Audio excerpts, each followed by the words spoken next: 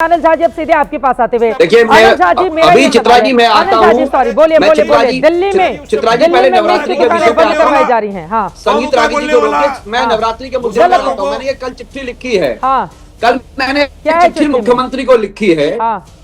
चिट्ठी के अंदर मैंने मुख्यमंत्री को लिखा है कि मीट की दुकानें क्यों बंद होनी चाहिए, शराब भी बंद होनी चाहिए।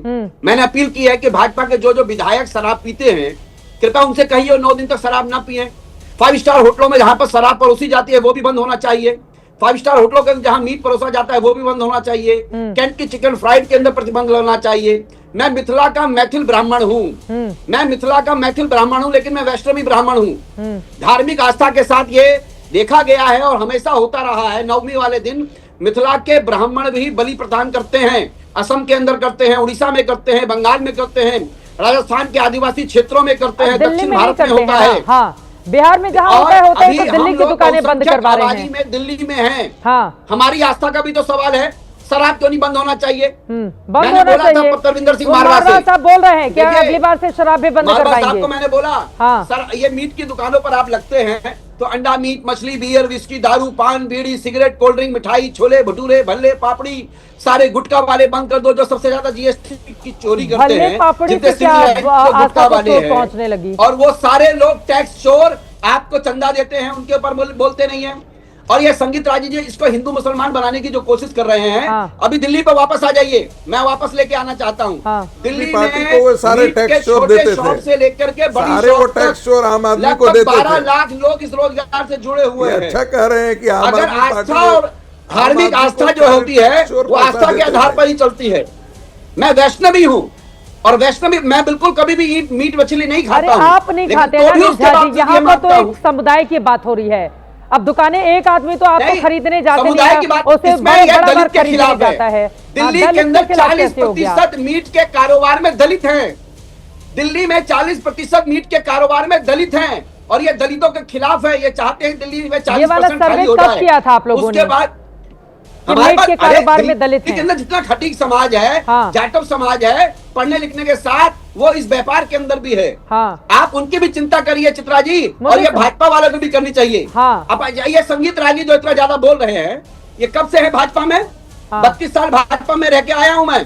सारी की सारी इनकी करनी और कसनी को जानता हूँ। 3 बार वहां से विधायक रह करके आया हूँ। मैं आपसे एक बात कह रहा हूँ, धार्मिक आस्था इधर से निष्ठा पर चलती है। कोई होली कैसे मनाएगा, कोई दिवाली कैसे मनाएगा, ये आस्था के ऊपर तय होता है। संघ के साथ संबंध है। अरे संगीत रागी चुप रहो यार, तुम 98 में डूसू का प्रेसिडेंट था मैं। चुप रहो, तुम जैसे सिफारिश करके प्रोफेसर बने हो, दुनिया जानती है। शांत रहो, तुम कुछ नहीं पता तुम्हारे को। जैसे तुम्हारे बाप दादे नहीं बन सकते, बाप दादे नहीं बन सकते तुम्हारे। आप डूसू के प्रेसिडेंट, 3 बार के बीजेपी के विधायक, फिर आप आम आदमी पार्टी में शामिल हो गए, फिर आप मैथिल ब्राह्मण हैं। मैथिल ब्राह्मण क्या करते हैं सर? आपका हमारे जैसा चोरकट नेता जो है, प्लीज संगीत चोरकट नेता गलत बात है। चोरकट और दलाल नेता जो है आम आदमी, ये गलत बात है। ये चोरकटी और दलाल, कौन सी भाषा है संगीत रागी? चोरकट और दलाल आदमी, कौन सी भाषा है संगीत रागी? कितने वर्ष शिक्षित है ये संघ का? नहीं, ये चोरकट और दलाल आदमी ये कहेगा सिफारिश से। अरे तुम्हारे बाप दादा ने सिफारिश किया। तो कह रहे 3 बार बीजेपी से विधायक रहे हैं वो। तुमने जब यूनिवर्सिटी देखी रही होगी, फिर आप पार्टी में शामिल हो गए। क्या विधायक तुम्हारे जैसे पहली कार तुम्हारी तो पीएचडी पर सवाल है। ये चोरकट आदमी क्या है? ये विधायक यहाँ पर व्यक्तिगत टिप्पणी को लेकर नहीं, हम डिबेट कर रहे हैं। दिल्ली में कैसा असर पड़ेगा, लोगों की जेब पर किस तरह का असर पड़ेगा, हम उस पर यहाँ पर डिबेट कर रहे हैं। ठीक है, व्यक्तिगत टिप्पणी नहीं, व्यक्तिगत टिप्पणी नहीं। दोनों ही बिहार से आते हैं। अरे आप दोनों ही बिहार से आते हैं। ठीक है, मैं बहुत देर से हमारे साथ महंत योगी पुरी जी और हमारे साथ जुड़े हुए राजकुमार भाटी जी, उनके पास मैं नहीं जा पाई हूँ। महंत योगी उमेश पुरी जी, उन्होंने क्या गलत बात कही राजकुमार जी ने? उन्होंने कहा कि लोगों की जेबों पर असर पड़ेगा। ये चोरकट विधायक, फिर भाषा दे, चोरों के साथ रहने वाला आदमी, ये चोर उचक्कों के साथ पार्टी में रहने वाला। राजकुमार भाटी जी ने जो अपना वक्तव्य दिया वो हम सब ने सुना दे। कि दुर्भाग्य की बात है कि राजकुमार भाटी जी जिस बिरादरी से आते हैं उसको हम लोग मार्शल कौम बोलते हैं, लेकिन दुर्भाग्य की बात है कि मार्शल कौम से आने के बाद भी इनकी संगति ने इनकी आंखों के ऊपर एक धर्म विशेष का चश्मा पहनाने का काम किया है। राजकुमार भाटी जी को हिंदुओं की भावनाओं से कोई अर्थ नहीं रह गया। मैं आपके चैनल पर बोलता हूं, जब बकरा ईद होती है, लाखों बकरे काटे जाते हैं, वो जो खून निकलता है वो रोडों पर आता है, क्या वो पैरों में नहीं आता? तब राजकुमार भाटी का ज्ञान कहां पर चला जाता है? लेकिन राजकुमार भाटी की आंखों पर केवल दुर्भाग्य की बात है, समाजवादी पार्टी और विशेष तौर पर इस्लाम का चश्मा लगा हुआ है, जिनको सनातन दिखता नहीं है। और एक बात मैं और बड़ी जिम्मेदारी से बोलता हूं, अभी आपके चैनल पर वारिस पठान और संगीत रागी जी के बीच में बड़ा डिबेट चल रहा था।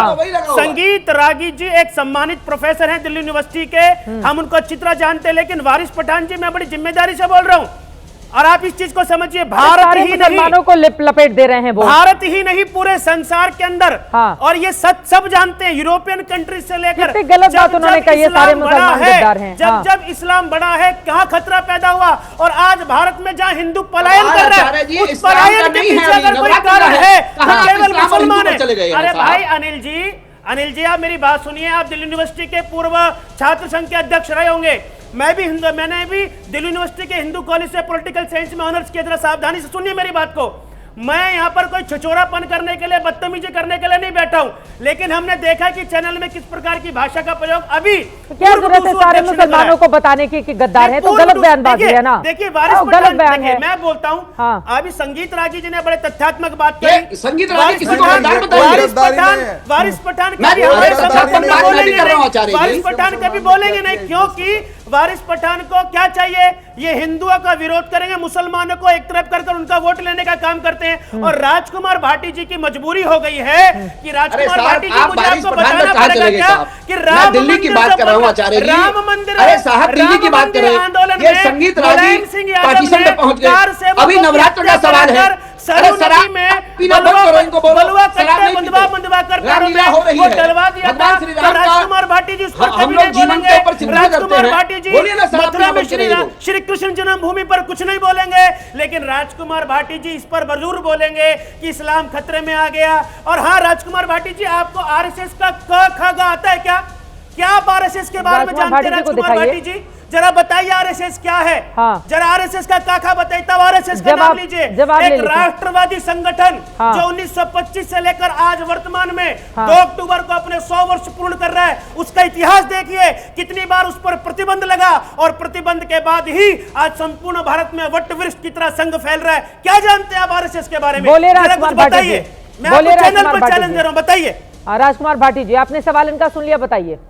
मीट नहीं बिकना चाहिए, हमने कहा आस्था के ऊपर सवाल है, ये जो नहीं बेचना चाहता। राजकुमार भाटी जी से सवाल है, हिंदू में चले गए, अनिल झा जी, राजकुमार भाटी जी से जवाब ले लेती हूँ मैं, बोलिए राजकुमार भाटी जी। आपने चित्रा जी, एक तो विश्व हिंदू परिषद के प्रवक्ता बैठा रखे हैं, एक ये उमेश पुरी जी बैठा रखे हैं साधु वेश धारण करके, साधु तो ये नहीं है लेकिन साधु वेश में बैठे हैं, और एक आरएसएस के संघ के बैठा रखे हैं संगीत। क्या है साधु नहीं है तो ये भी इन दोनों ने तो विश्व हिंदू परिषद ने और उमेश पुरी ने तो, मैं बता दूंगा पूरा भारत सुनना चाहता है कि मैं आपको अच्छी तरह जानता हूँ आप क्या हो। हाँ, क्या हो, और आप जैसे बहुत लोगों को, जैसे कि आप जैसे बहुत लोगों को जानता हूँ, जैसे कि जो भाषा आप बोलने दो, आप बोलने दो। अरे आप भी तो बोल रहे कि मैं जैसे लोगों को जानता हूं, पूरा भारत आपको देख रहा है, लाइव चैनल चल रहा है। एक बार राजकुमार भाटी जी से जवाब ले लेते हैं। हाँ, आपने सवाल पूछ लिया है, जवाब सुन लीजिए, बोलिए राजकुमार भाटी साहब। देखिए वीएचपी के प्रवक्ता ने, उमेश पुरी ने तो केवल समाजवादी पार्टी को गालियां दी और राजकुमार भाटी को दी, और संगीत रागी ने मुस्लिम समुदाय को गाली दी, और संगीत रागी ने इतनी आपत्तिजनक भाषा बोली है चित्रा जी के शर्म से सिर झुक जाता है। खुलेआम भारत के संविधान का उल्लंघन किया है, कानून का उल्लंघन किया है, पत्रकारिता की मर्यादा का भी उल्लंघन किया है। आपके चैनल को भी इस पर गंभीरता से सोचना चाहिए कि क्या ऐसे लोगों को चैनल पर बैठाया जाना चाहिए जो भारत के ताने बाने को बिगाड़ रहे हैं, जो भारत के संविधान का उल्लंघन कर रहे हैं, खुलेआम एक समुदाय को ललकार रहे हैं और कह रहे हैं ये गद्दार हैं। देश का सबसे बड़ा गद्दार तो आरएसएस है। अब उमेश पुरी हमसे पूछ रहे हैं, राजकुमार भाटी जी अब सुनिए, अरे बीच में मत चिल्लाइए, गुंडागर्दी मत कीजिए। अब मुसलमानों के बारे में चित्रा जी मैं नहीं चिल्लाऊंगा, चुप कराइए आप।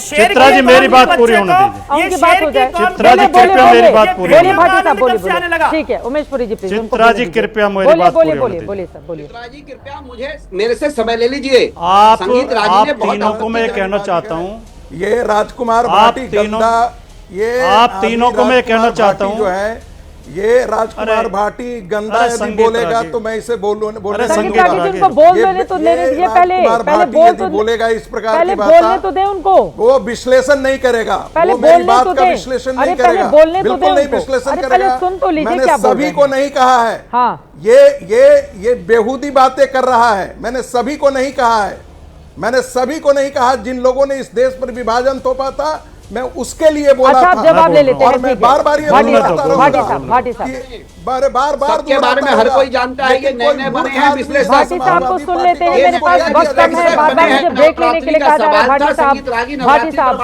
भाटी साहब ये पार्टीशन पर बात करते हैं, हिंदू पर बात कर रहे हैं, अनिल झा जी मुस्लिम पर भाटी बात कर साहब रहे को हैं। बोले। अरे भाई अब मैं नवरात्रि पर बात करें ना, संगीत क्या रागी। कह सकता हूँ। मैं क्यों नहीं बात करेंगे, तुमको क्यों दर्द होता है? आराम से। एक आदमी तो खुद को साधु बता रहा है, वो गाली गलौज कर रहा है। एक आदमी खुद को प्रोफेसर बता रहा, तू तड़ाक की भाषा बोल रहा है। ये राजकुमार भाटी बोलेगा, कहेगा, कोई प्रोफेसर ये भाषा बोल सकता है? कोई विश्वास कर सकता है कि आदमी प्रोफेसर हो सकता है? ये अनपढ़ लोग कैसे प्रोफेसर हो गए पता नहीं। अगर देश का कोई सबसे बड़ा गद्दार संगठन है तो वो आरएसएस है, जिसने देश की आजादी की लड़ाई में गद्दारी की, अंग्रेजों की मदद की और जिन्होंने भारत के संविधान का विरोध किया, भारत के राष्ट्रपिता की हत्या की।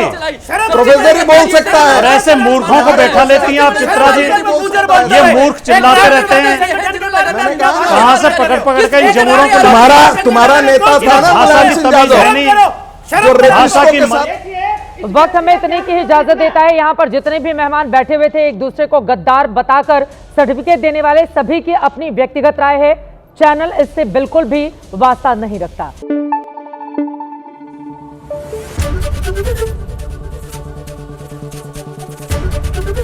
एबीपी न्यूज आपको रखे आगे।